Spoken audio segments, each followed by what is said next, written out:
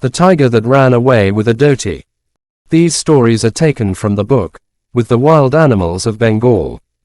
Written by Yousaf S. Ahmed.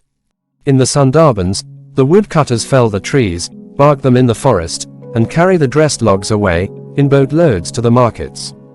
The Bawalis and the forest officers, who mark the trees for felling to ensure that only marked trees are felled, live in temporary huts, built on stilts about 8 feet high.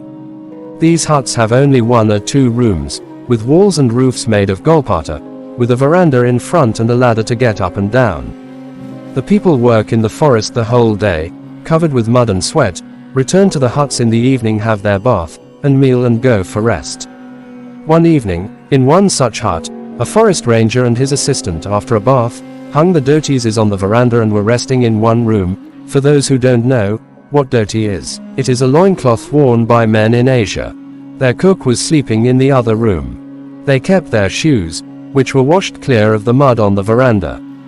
There were hurricane lanterns in both the rooms. The cook was a deaf man. They were all fast asleep, when a young tiger jumped on the veranda, and started chewing the shoes.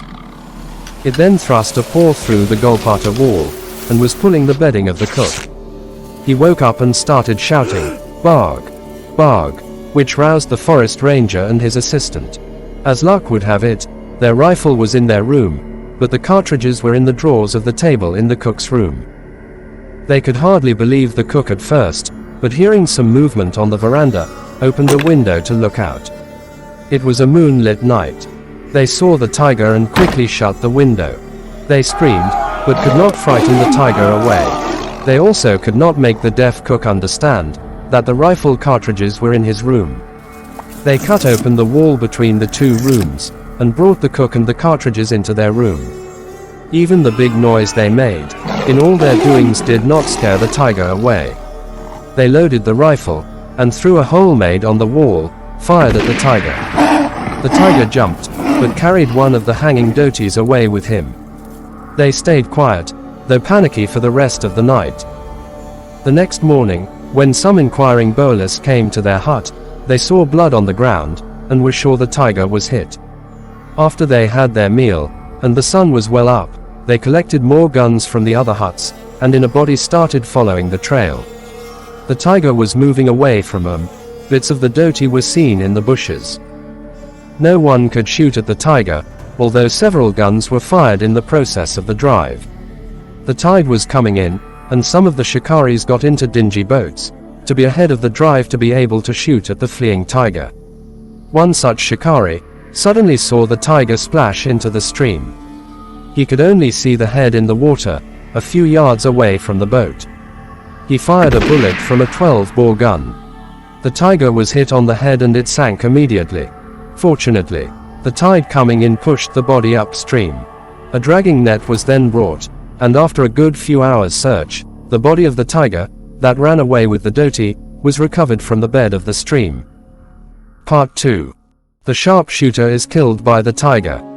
The conservator of forests, Mr. E.O. Shaber, who was a very well-known jungle man, with a few tigers to his credit, invited a governor of Bengal to a tiger shoot in Buxar division of Bangladesh. The governor was an elderly man, and it was decided that the tiger must be driven into a stream in the forest, so that the governor could shoot, just as the tiger came out of water. As Sanko's forest had no river or stream passing through it, the forest selected for the shoot was Ridak. Elaborate arrangements as required on such occasions were duly made, and the camp was set up at Ridak Forest Rest House compound. Of the several cows tied as bait, one had been killed by a tiger, which could possibly be driven into a stream. The forest near the water courses in this area was full of cane brakes, and was very difficult for elephants and human beings alike to walk through. The cane bushes also afforded such complete cover for the tiger that it was well nigh impossible to locate it or see it move through the forest. However, the decision was taken and everybody had to try and do his best to make the shoot a success.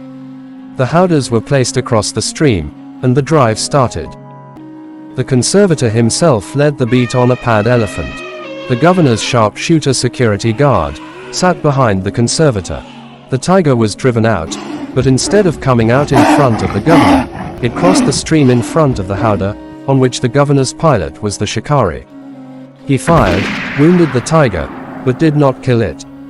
The tiger took cover into the cane forest, behind the howdah elephants. When the conservator beard the story, he decided to drive the tiger back again into the stream. This was an almost impossible proposition, against the nature of tigers. The howdahs were placed across the stream again and the beat started. No one knew how severely the tiger had been wounded. Sufficient time was not allowed for the tiger to bleed and become weak. The beating elephants were reluctant to go through the cane brakes, and began to push down small trees to frighten the tiger to move out of its cover. This went on for about half an hour. From the restlessness of the elephants one could realize that the wounded tiger was in that forest, but no one knew where it was lurking. The conservator then moved his elephant forward ahead of the others, and the tiger suddenly jumped out of a cane bush and caught the trunk of the elephant.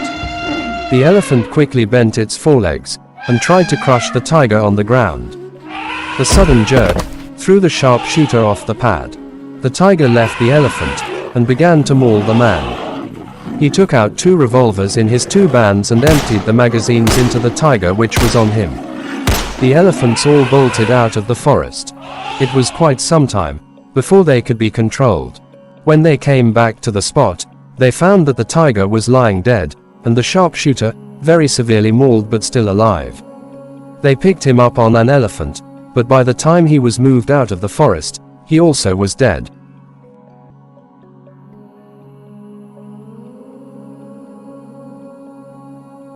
The end.